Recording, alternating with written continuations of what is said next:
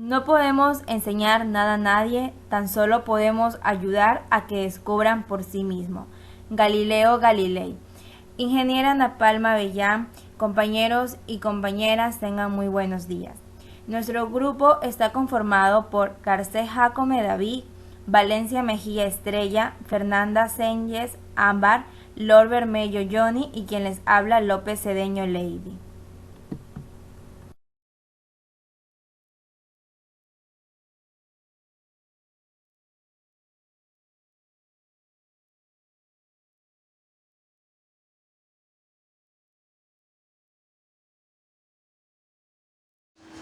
Regresión múltiple. Es una herramienta cuyos orígenes se remontan 200 años atrás al matemático Carl Friedrich Gauss, pero que se desarrolló de sobremanera en los últimos 55 años.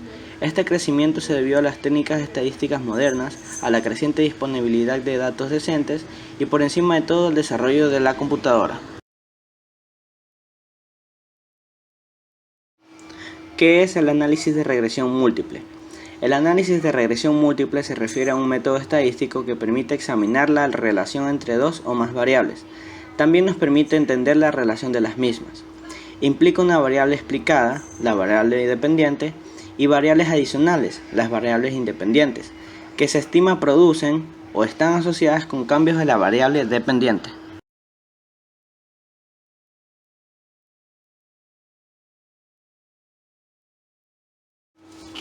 Esta es la ecuación general de regresión múltiple, en donde A es la intersección, el valor de y cuando todas las x son 0, bj es la cantidad en que y cambia cuando esa xj particular aumenta a una unidad, cuando los valores de todas las demás variables independientes se mantienen constantes.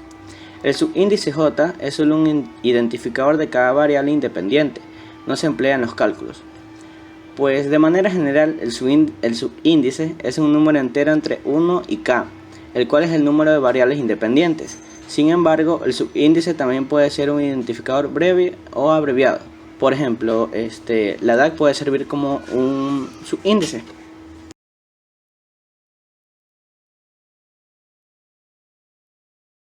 Error estándar múltiple de estimación. Contenido. El error estándar de estimación mide la desviación de una muestra valor poblacional. Es decir, el valor estándar de estimación mide las posibles variaciones de la media muestral con respecto a un verdadero valor de la media poblacional. Por ejemplo, si se desea conocer la edad promedio de la población de un país, media poblacional, se toma un pequeño grupo de habitantes, los cuales llamaremos muestra. De esta se extrae la edad promedio, que vendría a ser la media muestral, y se asume que la población tiene esa edad promedio, con un error estándar de estimación que varía más o menos.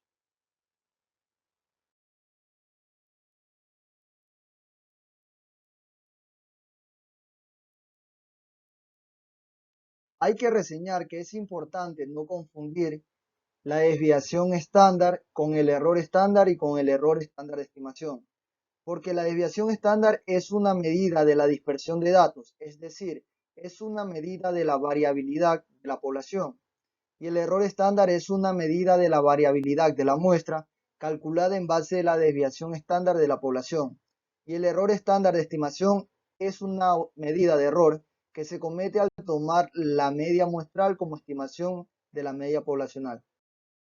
A continuación vemos la fórmula del error estándar múltiple de estimación, donde y es el valor de y cada dato puntual, y y sub i es el valor calculado de la variable dependiente a partir de la ecuación de regresión, y n es el número de datos puntuales.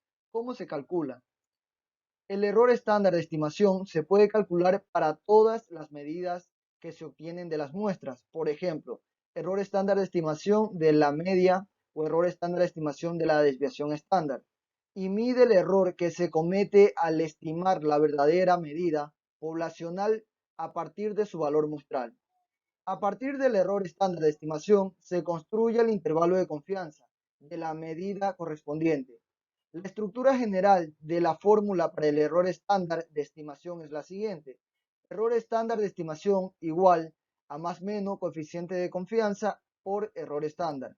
Coeficiente de confianza igual a valor límite de un estadístico muestral o distribución de muestreo también conocido como normal o campana de Gauss o T de Student, entre otras, para un determinado intervalo de probabilidades. Error estándar igual a desviación estándar de la población dividida para la raíz cuadrada del tamaño de la muestra. El coeficiente de confianza indica la cantidad de errores estándar que está dispuesto a sumar y a restar a la medida para tener un cierto nivel de confianza en los resultados.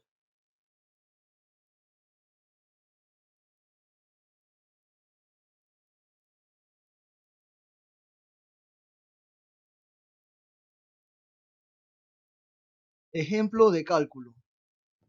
Suponga que está tratando de estimar la proporción de personas en la población que tiene una conducta A y se desea tener un 95% de confianza en sus resultados.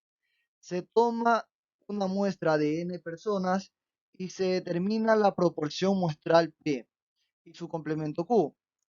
Luego se aplica la fórmula que es error estándar de estimación igual más menos coeficiente de confianza por error estándar, donde el coeficiente de confianza va a ser igual a 1,96.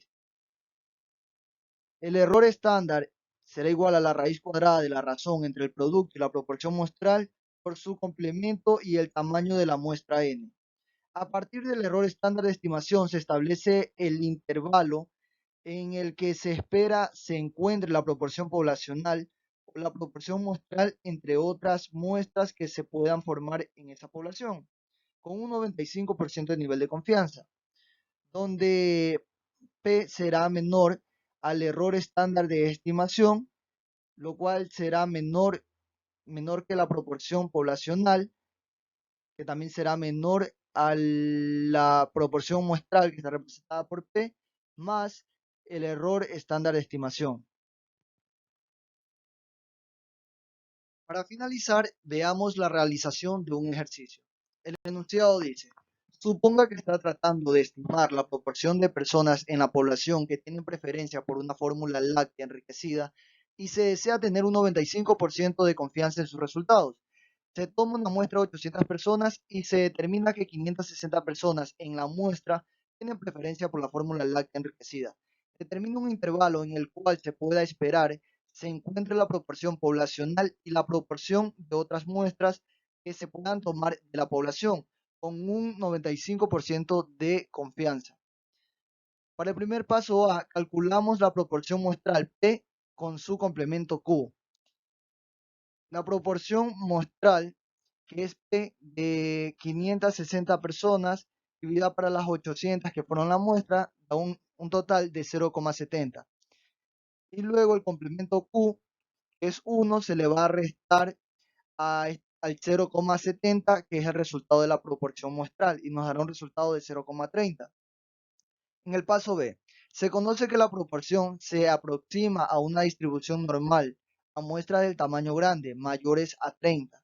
Entonces, se aplica la llamada regla 68, 95, 99.7 y se tiene que coeficiente de confianza es igual a 1,96. El error estándar se aplica la fórmula de la raíz cuadrada de la proporción muestral por el complemento y esto va a ser dividido para la muestra tomada y la cual nos va a dar un resultado de 0,0318.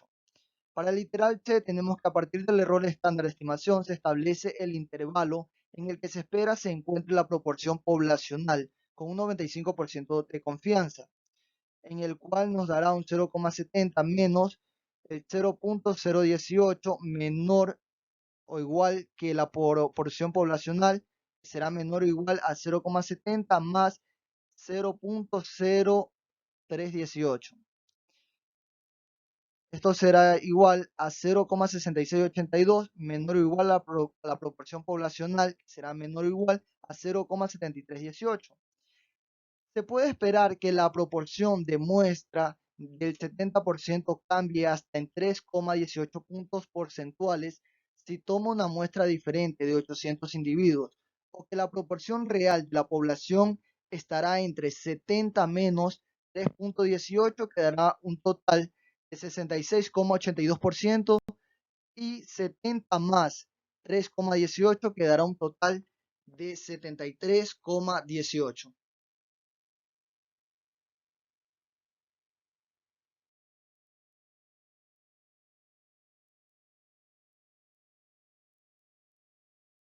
Hipótesis de regresión múltiple.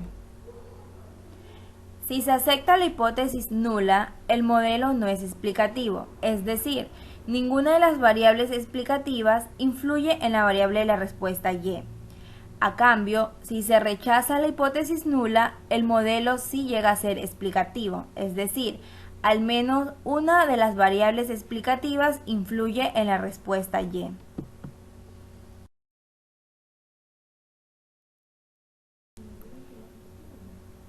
Hipótesis para la correlación. Si utilizamos un nivel de confianza del 95% y obtenemos que P es menor a 0,5, rechazamos la hipótesis nula y decimos que existe una correlación significativa, es decir, una alternativa. En caso contrario, no podemos rechazar la hipótesis nula y no podemos afirmar que la correlación difiera significativamente de cero. En conclusión, quiere decir que va a haber una hipótesis nula cuando el intervalo de confianza sea mayor al valor total. Caso contrario, va a haber una alternativa cuando el valor total sea mayor al intervalo de confianza.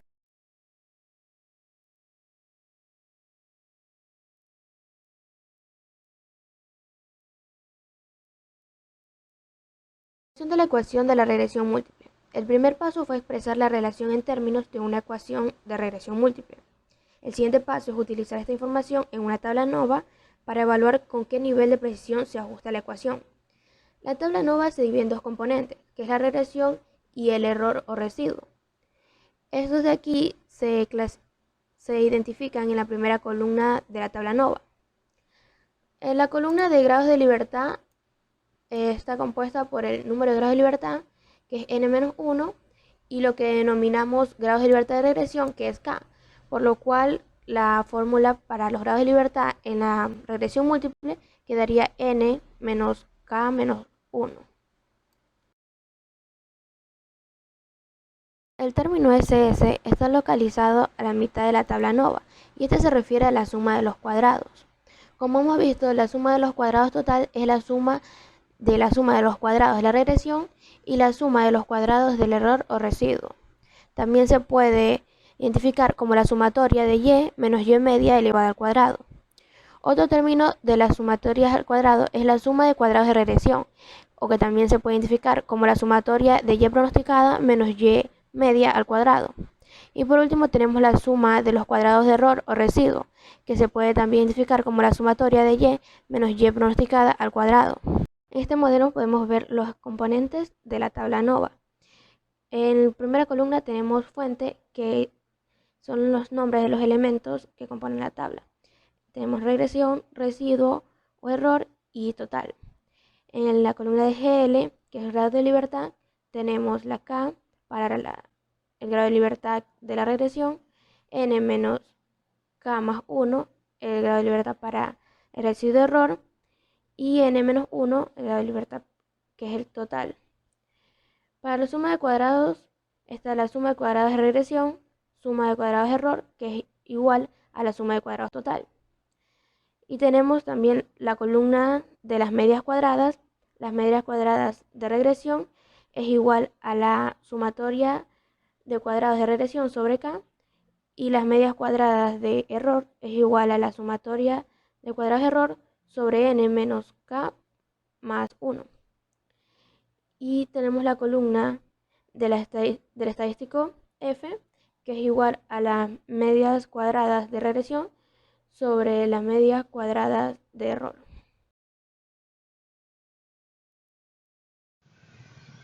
La prueba global demuestra la capacidad de las variables independientes para explicar el comportamiento de estas. Esta prueba se basa inicialmente en utilizar una hipótesis nula y una hipótesis alternativa. La hipótesis nula se establece si todos los coeficientes de regresión de las variables independientes son igual a 0, y la hipótesis alternativa siempre va a ser lo contrario. En este caso, será que no todos los coeficientes de regresión de las variables independientes, las variables toman un valor de 0. Si la hipótesis nula es verdadera, todos los coeficientes de regresión son 0. Indica que las variables independientes no son útiles para estimar la variable dependiente.